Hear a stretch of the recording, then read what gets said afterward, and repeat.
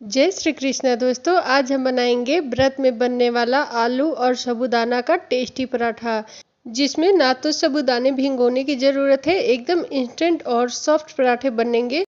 तो जब भी हम व्रत रखने के लिए सोचते हैं तो सोच सोच कर परेशान हो जाते हैं कि ऐसा क्या खाएं क्या ना खाएं। और व्रत अगर हमारा जब लंबे हो तो हमें चाहिए होता है अलग अलग तरह के वैरायटी।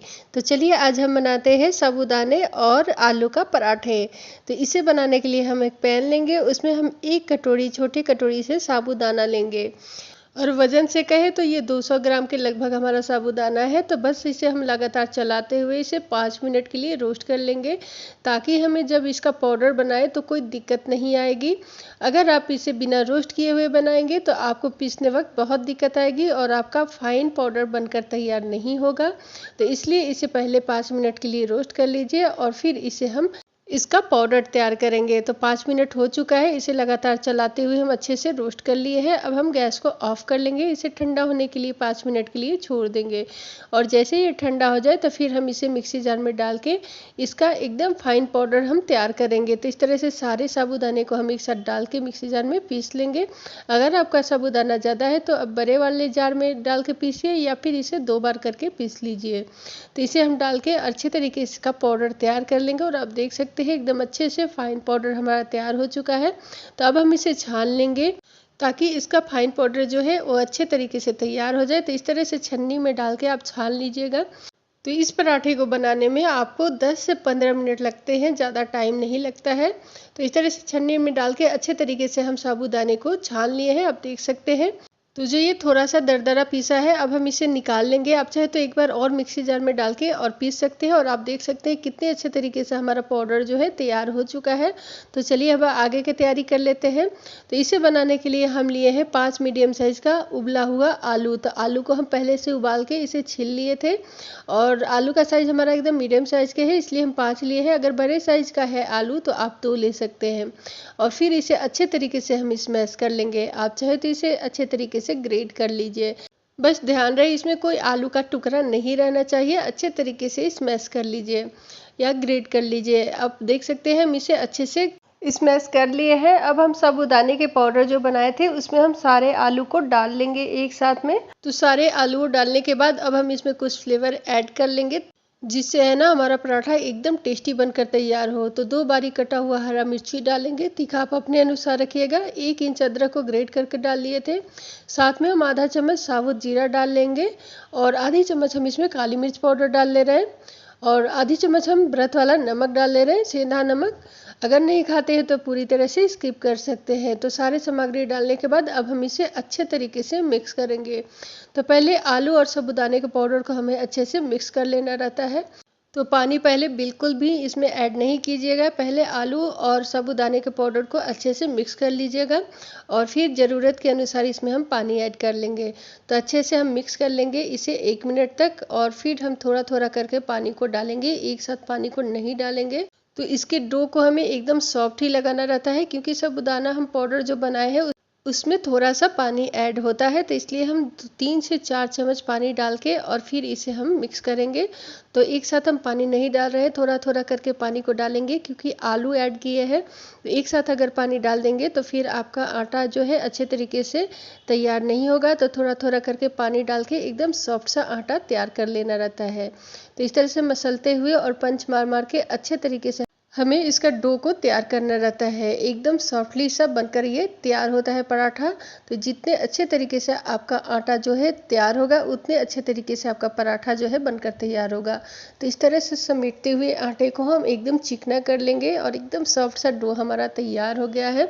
और आप देख सकते हैं इस तरह से डो को तैयार करना रहता है। और अब हम इसे 10 मिनट के लिए रेस्ट पे छोड़ना रहता है। तो एक हम छोटे बर्तन में कर लेंगे और फिर इसे ढक के हम 10 मिनट के लिए रेस्ट पे छोड़ेंगे, ताकि हमारा पराठा एकदम सॉफ्ट और मुलायम सा बनकर तैयार हो। तो इसे हम ढक के 10 मिनट के लिए छोड़ देंगे। और 10 मिनट बाद हम ढक्कन हटा के देख ले रहे हैं, हमारा आटा जो है एकदम अच्छे से सेट हो चुका है पराठे के लिए। तो अब हम पराठे को बनाएंगे। तो एक प्लेट में हम लेंगे सिंघारे का आटा, जिसे हमें बनाने में कोई दिक्कत नहीं आएगी। व्रत वाली सिंघारे का आटा और फिर हम थोड़ा थोड़ा पोर्शन लेंगे, पराठे के आकार में लोई को हम बना लेंगे और एकदम गोल चिकना बना लेंगे और हाथ से इसे इस तरह से पेड़ा बनाते हुए हम बेल लेंगे इसे। तो एकदम आलू के पराठा जितना ही हमें बेलना रहता है, तो इस तरह से हल्के हाथ से इसे सूखे आटे लगाते हुए बेलना रहता है सिंघाड़े के आटे से। और इस तरह से एक एक पराठे को हम बना लेंगे। तो थोड़ा किनारे से इसका फटा हुआ दिखने लगता है। कितना भी अच्छे तरीके से आप आटा लगाएंगे तो किनारे से जो है फटने लगता है। तो इस तरह से एक बर्तन लेंगे, धार वाली कोई भी कटोरी गिलास लीजिए और अपने पराठे के आकार में जिस तरह से बनाना है उस तरह से इसका कटिंग कर लेंगे। और आप देख सकते हैं एकदम अच्छे तरीके से हमारा पराठा जो है बनकर तैयार हो गया है। इसी तरह से एक और पराठा आप लोग को मैं बना के दिखा दे रही हूँ। तो एक पराठा हमारा तैयार हो गया है। तो पहले हम सारे पराठे को तैयार कर लेते हैं, फिर हम इसको सेकते हैं। तो इस तरह से एक लोई कट करेंगे और इसे हम पेड़े के आकार में बना के इसे हल्के हाथ से बेलेंगे। तो इसे एकदम से पतला नहीं रखिएगा, जिस तरह से आप पराठे बेलते हैं ना उसी तरह से इसे बेलिएगा और एकदम हल्के हाथ से बेल लेंगे। और इसका किनारे को आप टेंशन मत लीजिए, इस तरह से रख के इसको कट कर लीजिएगा, क्योंकि इसका किनारे जो है हल्का हल्का फटने ही लगता है। कितने अच्छे तरीके से भी हम डो तैयार करें लेकिन किनारे से फटने लगता है। तो बस इसको इस तरह से कट कर लीजिए। तो साइज आप अपने अनुसार छोटा बड़ा रख सकते हैं पराठे का। और ये लीजिए दूसरा पराठा भी हमारा तैयार हो गया है। इसी तरह से पहले एक एक करके हम सारे पराठे को बना लेंगे। तो आप देख सकते हैं हमारा पराठा जो है बिल्कुल तैयार हो गया है। और इसका थिकनेस देखिए, एकदम से थोड़ा मोटा ही रखे, एकदम पतला नहीं रखे हैं। तो जिस तरह से आलू पराठा बनाते हैं ना, सेम उसी तरह से हमें इसे बनाना रहता है। तो अगर आप आलू पराठा खाते हैं तो आप व्रत में बिल्कुल मिस नहीं करेंगे, क्योंकि एकदम सेम टेस्ट आता है आलू पराठा का। और इस तरह से हम तवे पे सेकेंगे। तो पहले घी से ग्रीस कर लेंगे तवे को और फिर हम एक एक पराठे को रख के सेकेंगे। तो इसे अलटते पलटते एकदम अच्छे तरीके से हमें सेकना रहता है और बहुत ही जल्दी ये सेक कर तैयार हो जाता है।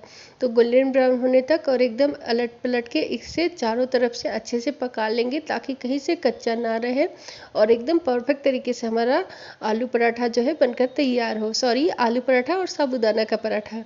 और इस तरह से अलटते पलटते एकदम अच्छे तरीके से हम पराठे को बनाएंगे। और आप देख सकते हैं हल्का हल्का किनारे से फूलने लगा है और एकदम सॉफ्ट मुलायम नरम सा हमारा पराठा जो है बनकर तैयार होता है साबूदाने आलू का।